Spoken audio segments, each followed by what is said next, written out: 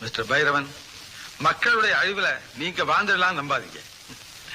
Mister, என் ஆராய்ச்சிக்கு மனதுபலி கொடுக்க நான் தயாரா இல்லை. நீ ஊருக்கு போ, நான் திரும்பி வந்து லெட்டர் போடுறேன். சிங்கப்பூர்ல இரு. இந்தா செலவுக்கு இந்த $2000 வச்சுக்க. அங்கே இருங்க, நான் வர்றேன். அனில உங்களுக்கு தேங்க்ஸ் சொல்லணும். எதுக்காக? ஏன்னா உங்க ஆராய்ச்சி முடிஞ்ச அன்னைக்கு நம்ம கல்யாணமும் நடக்கும்னு சொன்னீங்கல்ல. ஆமா, பகலா உட்கார்ந்து பக்கம் பக்கமா எழுதுறேன் பாரு. ஏன் பதற? நான் எரிச்சது ஆராய்ச்சி குறிப்புகளே அல்ல, வெறும் காகிதத்தை. வெறும் காகிதமா? ஆமா, வைரப்புதையை தோண்டி எடுத்து அதை கடல்ல வாரி இறைக்க யாருக்காவது மனசு வருமா? அதாவது எல்லாரும் நம்புறதுக்காக அப்படி எரிச்ச மாதிரி நடிச்சேன். நடிச்சீங்களா? ஏன் நடிக்கணும்?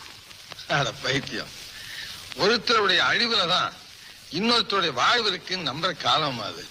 நாட்டை அழிக்கணும்னு இன்னொரு நாடு ஆசைப்பட்டதுன்னு வச்சுக்க விமலா, இந்த உலகத்தினுடைய விலையை விட அதை அழிக்க சக்திக்கு தாமா விலை அதிகம். ஆராய்ச்சி எல்லாம் தூக்கி எறிஞ்சிட்டு உலகம் எல்லாம் ஜாலியா சுத்த போறேன். கொடுத்து முருகன் ஒரு மகா மேதை. அவன் கண்டுபிடிப்பு ஒரு கற்பக விருட்சம். அதை தெரிஞ்சுக்கிட்டா பணத்தை குவிக்கலாம்னு நினைச்சேன். பகலா அவருக்கு உதவியா உழைச்சேன். ஆராய்ச்சி குறிப்பு எழுதுற போது மட்டும் அவர் யாரையுமே கிட்ட அனுமதிக்கிறது இல்லைங்க.